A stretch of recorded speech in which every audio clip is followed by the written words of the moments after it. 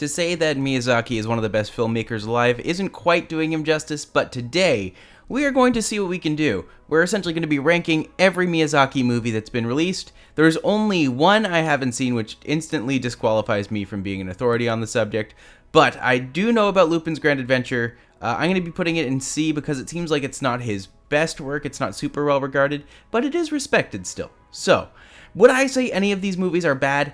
Absolutely not. When forced to pit them against each other, things are going to get interesting. So let's see what do. Let's see how this goes. And we're going to start with Kikis Delivery Service, a cute little story about a witch trying to make it on her own, trying to be independent, being a little magical girl. And it's so cute and lovely and sweet and just beautiful, and I love it. So Kiki is an easy B, which might even be doing it like a disservice because it's really good. It's very sweet. They have a really good idea of how it presents. She's a wonderful protagonist. It's a lot of fun. I really have nothing bad to say about Kiki's Delivery Service.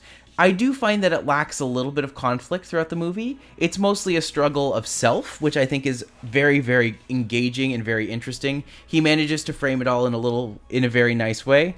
I do wish they played up the magic a little bit more, but that's just me being selfish. And I'm just like, I love movies like Simply Irresistible or the Cardcaptor series where it's like these magical girls. They do things. They're big. They're fun. They're boisterous. They do amazing things. So had there been a little bit more of that in Kiki's, I think it would have been an easy lock for an A, if not an S. But for what it is, it's still great. I still love it. And I have nothing bad to say. Porco Rosso is fine. It's kind of plain. In terms of the Miyazaki movies, I don't think it's one of the best. What I do admire about it, though, is his attention to detail. He does really amazing things, especially anything with the flying scenes, anything soaring, anything going high. Like, I really feel like he grabs onto what is necessary for the story, and he presents it in an interesting way. I just found the story of the pig pilot not as interesting as a lot of them. I will say it has been a few years since I've watched it, so maybe my opinions on this have changed, but I won't know for sure until I do. So one day, I will rewatch it and let everyone know what I think. Until then, I think it's a safe C, because nothing he does is bad. Almost. But for what it is it one of the best? No. This is going to be a contentious choice. I think Totoro is probably one of the more interesting character designs that's been created. I think it's one of the more interesting films that have been made. Do I think it's a good movie? No. I didn't grow up with Totoro the way a lot of other people did, who have a huge affinity for the character and a huge love of the character. Do I love the design? Yes. Do I think it's well done? Yes. Is it eerie and beautiful and quaint? Yes, of course. It's all of these things. It's beautiful, it's great, it's wonderful. Is it the best? No. It, again, is very much more of a character study rather than rather than having all of these conflicts that build to a logical conclusion. It's a bit haphazard, like a lot of things happen in it, but it doesn't really integrate together into a fully woven story.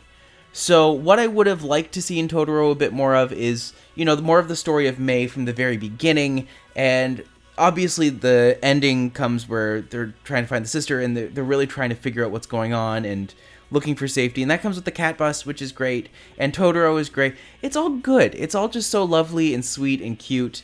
I would happily take a million Totoros and Kikis over like 90% of the schlock out there today. So, is this bad in any way, shape, or form? No.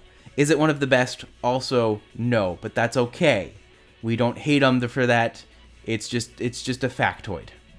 Moving on. Howl's Moving Castle is good.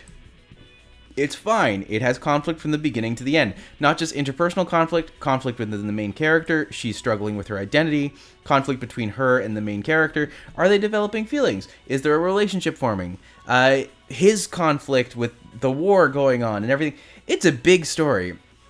And to follow up something like Spirited Away with something so big and boisterous and heavy, not really heavy, but like to follow it up with that kind of grandiose scale, it's a lot.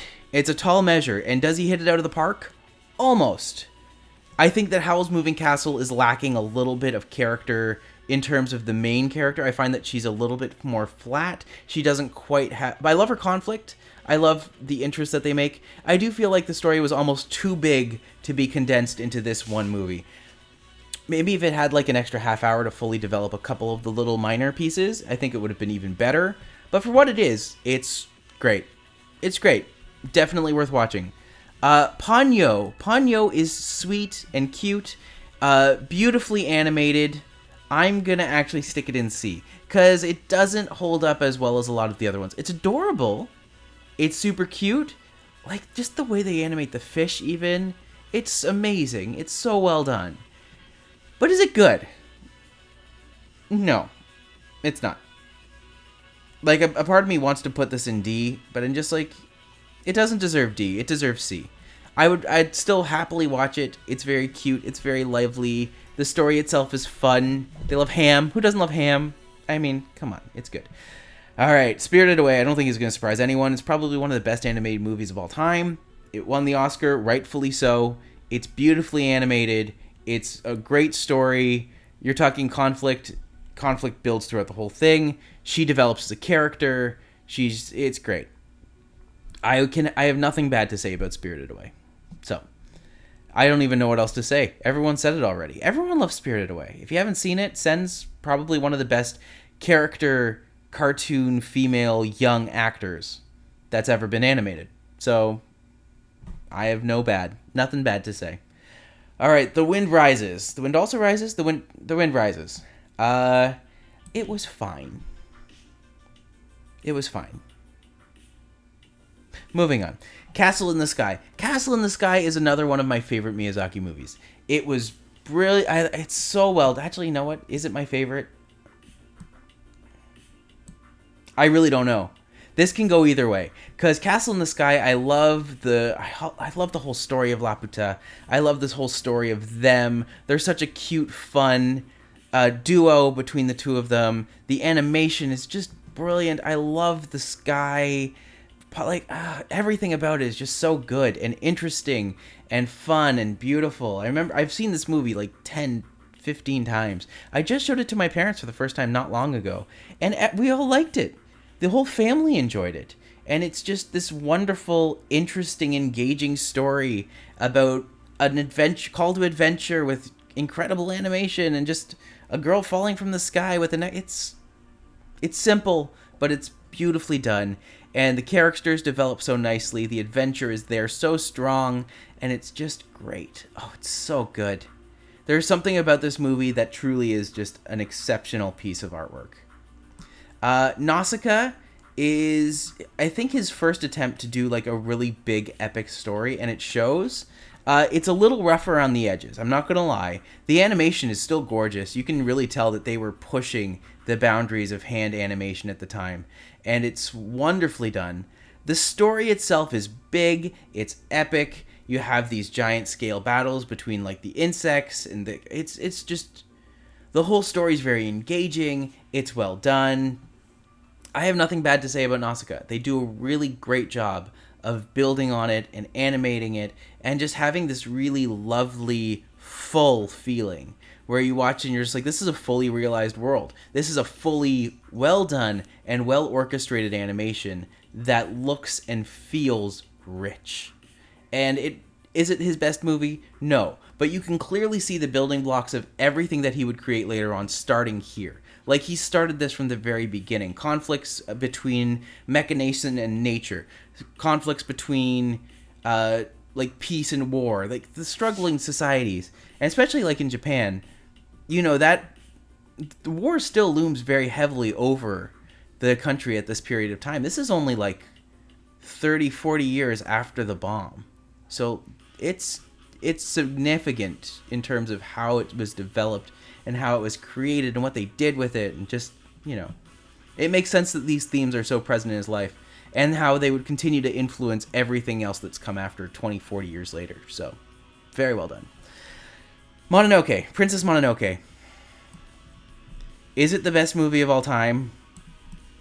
Maybe. I don't know. All three of these movies are so closely tied in my head, I don't know which one I would put first. I think Mononoke might get the edge just because it's not, like, it has some really rough elements in there. It's the only time I think there's like graphic violence in the Miyazaki, like of these three. It's the one that's the most graphic and most violent, and like you see a man get decapitated. You see someone like arms get shot off with an arrow. It's significant, and it's brutal in a lot of ways, but it's so well done. The story's great. I don't normally say this. The dub's great, and the original's great. I have nothing bad to say. Mononoke is a freaking great movie, and if you've never seen it, I hope you do, because it's so good. Anyways, Miyazaki is an interesting character. He's probably one of the most influential filmmakers of today's day and age. How do you feel about him? What is your favorite Miyazaki movie? Let me know, because I'm curious, and it helps me out if you tell me. So I want to know, best Miyazaki movie. Which is it? Or which one did I get wrong? I'll see you next time.